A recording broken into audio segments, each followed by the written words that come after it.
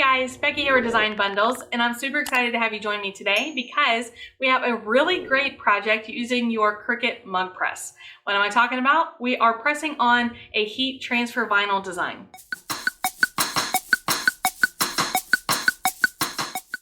So here I am in Cricut Design Space, and this is just a blank canvas, nothing special about it. Now I am using my Joy today. I feel like the Joy and the Mug Press really go hand in hand because the size designs that you're working with are perfect for the Joy. So what I'm going to do is go ahead and upload the image that I'm working with, rather the SVG file. And of course I snagged it from Design Bundles. And then what I'm going to do is I need to size it down. Now I did measure my mug, and it looks like I can cut, or I can fit rather, up to about 3 inch in height. I can go up to about 3.5 inches wide, but that's not necessary for this one. So here we are at 3 inches. That makes it 2.843. I'm right here in the middle of my upper toolbar, just in case you're wondering where that was happening. And I am going to come down here on the bottom side and click attach, and that just locks all the individual pieces together. Now let's go ahead and click over to make it, and I am going to cut on the mat today, and I am cutting heat transfer vinyl, so I want to make sure that I mirror that design. Let's hit continue. So it's going to connect to my Joy, which is already plugged in and ready to go, and I am going to cut on iron on. So let's go to our browse all materials. We'll just type in iron. I want everyday iron on, and I'm going to change the pressure to more, just because this is what I'm used to cutting on my other materials, or my other machines rather, is the iron on plus setting. So this should work just fine, and I'm going to go ahead and head over to my Joy, go ahead and get the vinyl, the HTV loaded on the mat. If I have any questions about placement, I can bring up a preview of my mat again, but I just want to make sure that I have a piece that is a little bit over 3 inches high and a little bit over 3 inches wide. Other than that, I can just load that on the mat, get the mat loaded in the Joy. Just remember that in the Joy, you do have to come back to your computer and hit your go button. There's not a button on the machine itself, and then it'll be the same for unload. So I'm going to go ahead and do that, and you guys will be able to watch it cut. And together we will get our mug press out and talk about pressing this design in the new Cricut Mug Press. All right, so this is the scrap piece that we have. This is our Joy. We're just going to load this in. Now remember, with heat transfer vinyl, this is shiny side down, so we're cutting into the back of the material, okay? But I'm going to head on over and hit that go button and watch it cut.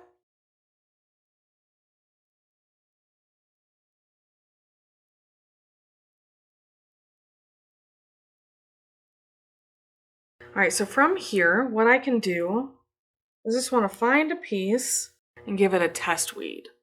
All right, so that tells me that everything cut just fine.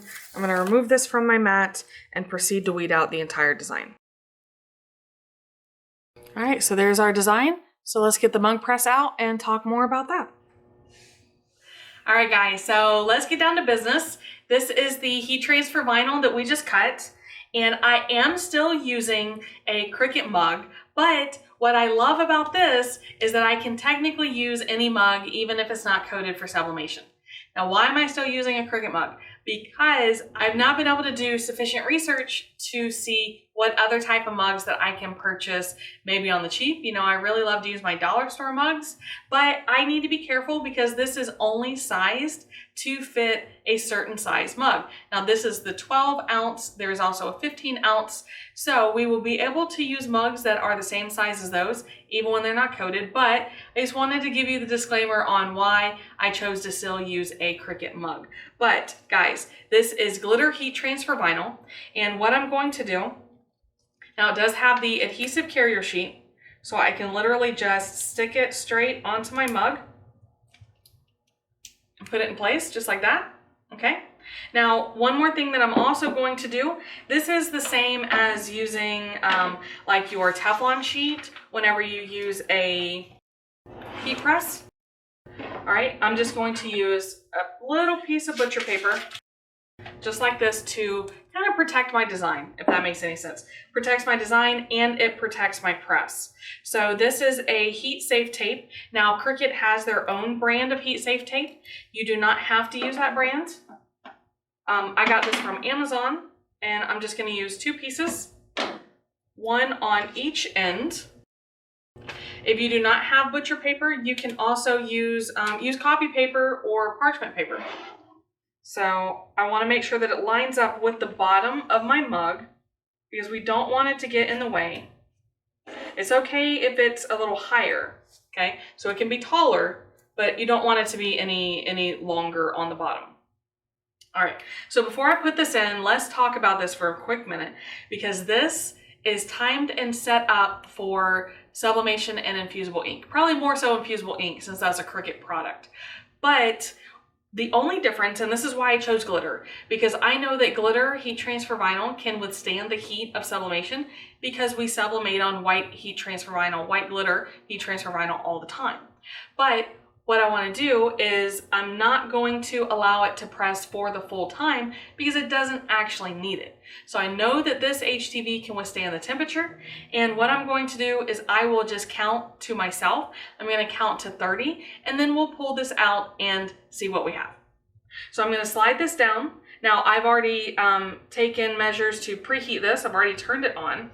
I'm going to slide it down, and I want my handle to be slightly to the left-hand side because when I close my lever, it's going to close this way, all right? So I'm just going to close it. And like I said, instead of allowing it to count, because for sublimation and infusible ink, you're looking at, 4 to 5 minutes. But really what I want is closer to about 30 seconds. So let's do that count, and then we will pull it out and see what we have. All right, so this is experiment number 1. All right, now remember, it's still gonna be hot because it was still in the mug press. I'm just gonna pull up on my butcher paper. And it looks like it has not fully adhered. That's okay. We're gonna rewrap it and put it in for press number 2. This time, I'm gonna leave the butcher paper off. I don't think it is necessary. And I think as we keep pulling this in and out, I think it could just become a hassle. So just make sure that your design is still in place. And this time we'll give it a full minute.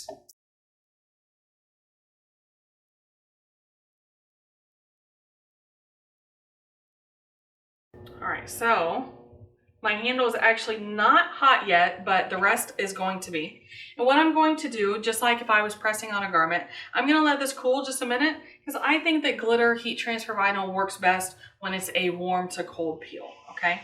So let's let this cool for just a minute and then we will see how it looks. But for my initial inspection, it does look like it is adhered, and that makes my little heart happy to know that our little experiment has worked. So what I did count in my head, but I also monitored the progress lights here, and it did go all the way to the 3rd light. So maybe that's going to be an indicator for future projects that instead of having to keep the count to ourselves, we can just watch the indicator lights and use that as our measure. So I'm going to use a pair of tweezers because remember, still very hot. Oh, good news, guys. Guess what I have?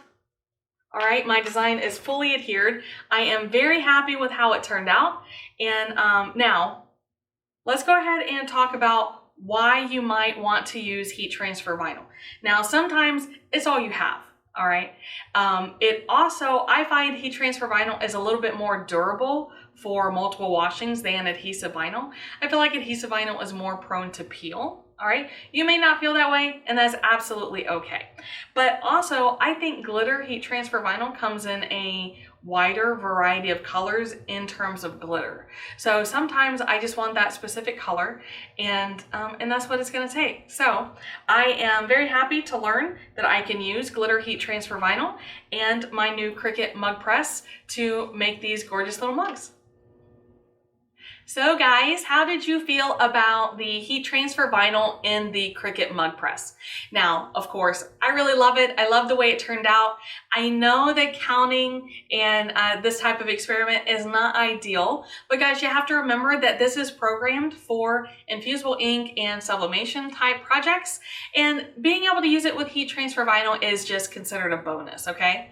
Now, if you guys have any questions or comments about the project that we worked with today or about the Cricut Mug Press, make sure you leave that down below. And of course, make sure you've subscribed to the channel because that helps us to keep bringing you these videos in the future. So I am going to wrap it up, but guys, thanks for stopping by. I appreciate you, and we'll see you again next time.